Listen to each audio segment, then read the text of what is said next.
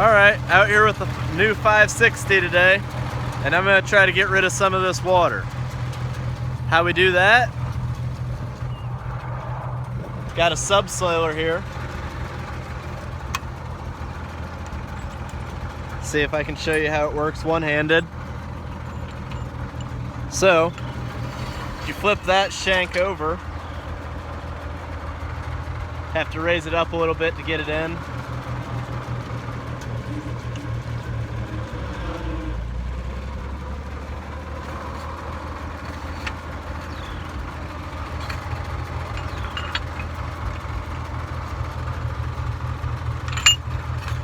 There we go.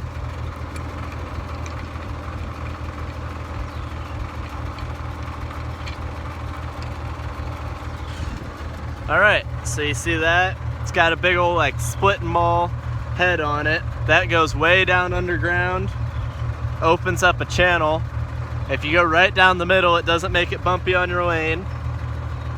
And then all the water flows into that channel. It gives it a way to get into the ground, and you get rid of it. So you're gonna see how the new 560 does under a load.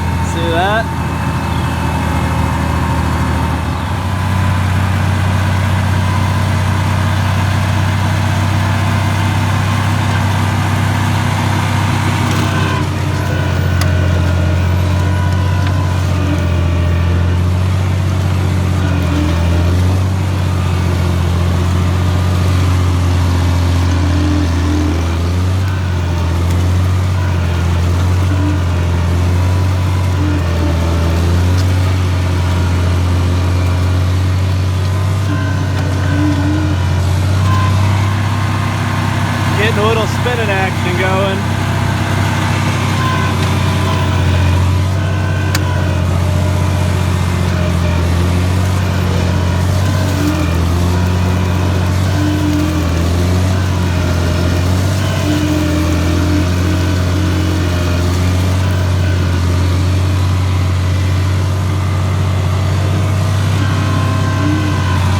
The biggest problem is when I push it down, the ground is so hard it doesn't want to go in right away, so it kind of picks the back end up, and in that mud it starts spinning. But as soon as it gets in there deep, we get going.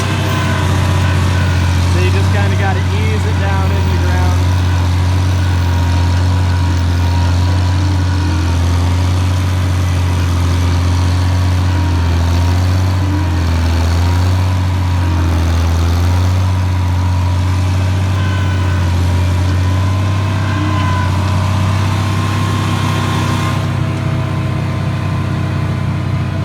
I don't know if you guys can see, but look at those bubbles coming up in there. That's all water leaving. That ain't really worth doing. Getting a call from St. Louis, Missouri. I'm sure that's not a scam.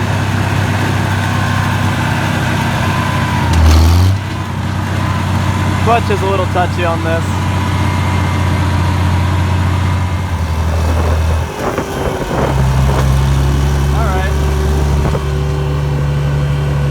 I got it up right now, going across my hayfield. There's one corner of this hayfield straight ahead of me that floods out real bad, and I didn't have anything with a 2-point to subsoil, and we don't have a 3-point subsoiler before I planted the hayfield. Now I got something. Maybe I should be subsoiling here. It's already getting wet. I'm going to try my best not to get stuck. I'm probably just going to hit the edge of the puddle so it'll drain. I don't think I'm going to get through the puddle though. We'll see. It would really suck to get stuck in my new hayfield, but it also sucks to have a quarter of it flooded out and grown up in weeds that live in the water. So we're gonna try to fix that. All right, that doesn't look like much, but that's clay, so let's give her the old try.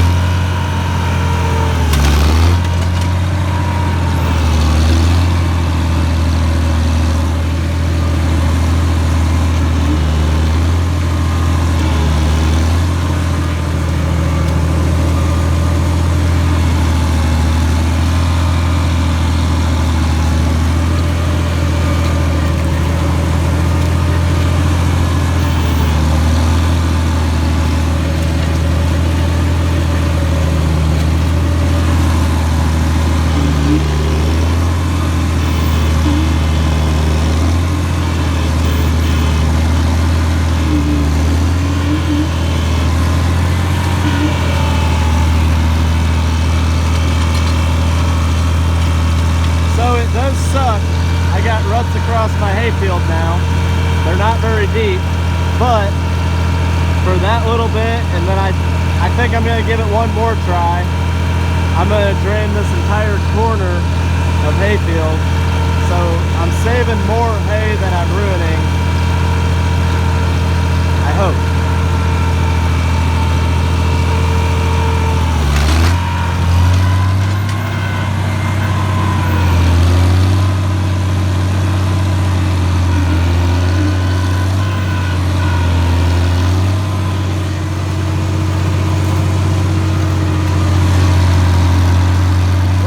Water now.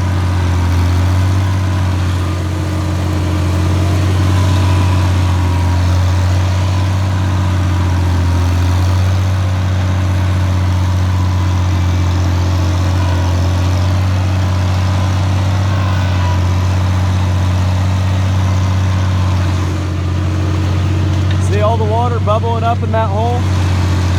That is what we want. I'm not quite as deep as I'd like to be, but as you can see, I am spinning, so I don't want to push my luck.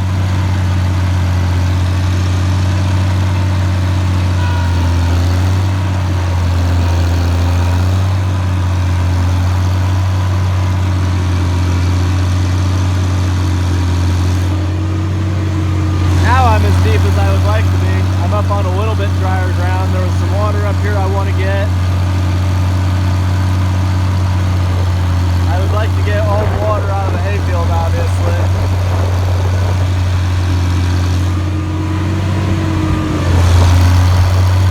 That's over 2 feet in the ground right now, so that has definitely helped draining water. But look at the little tiny trail it leaves. For that little tiny trail, we can get rid of a lot of water down that hole.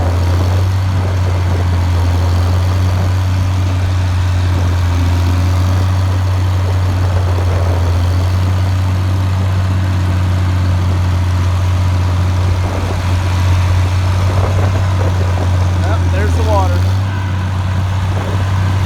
Got another spot that I spun in.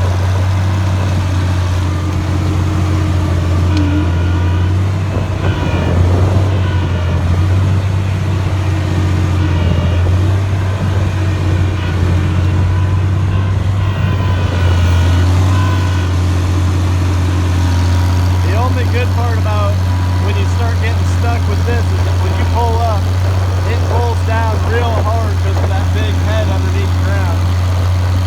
So it definitely helps.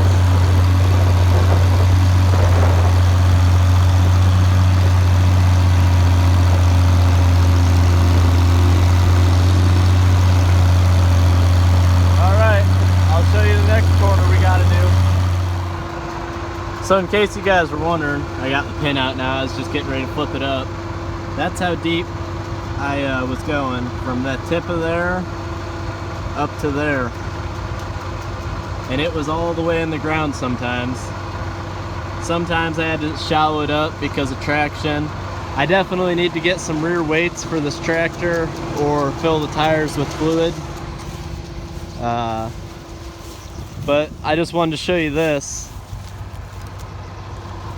See, there's standing water here. It's flowing. I got a trench subsoiled out to all the way out to the edge of the hayfield, and the water is actually flowing, filling that trench up, so that gets rid of some water. And then on top of that, you're down past the hard pan now, so the water can soak up a lot easier. That's why I was out subsoiling. Really gets the ground broke up good. It helps everything dry up real good. We don't do a lot of subsoiling. Probably do some out in the pasture.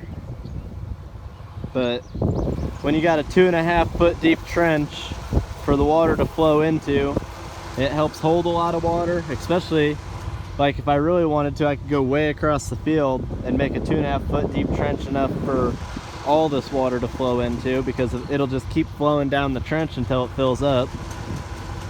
But that'll get rid of, there's just a little wet hole over here. That'll definitely help get rid of it. So I just thought it was cool, show you how deep I was going with the subsoiler. Flip it up, ready to go down the road again. All right, that was my new 560 subsoiling.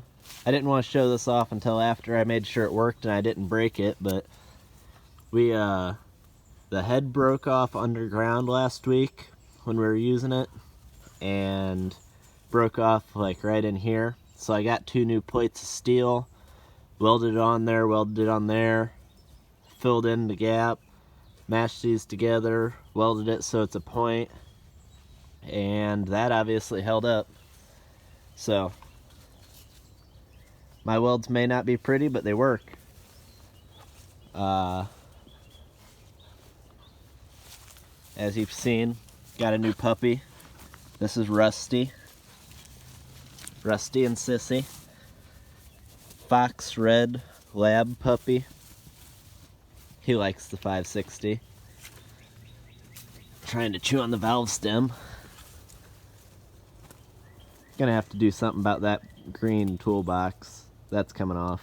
But just wanted to thank you guys for watching. Hope you guys enjoyed the video. Gonna be using the 560 a whole lot more. So don't forget to like the video, subscribe to the channel, and as always, have a good one.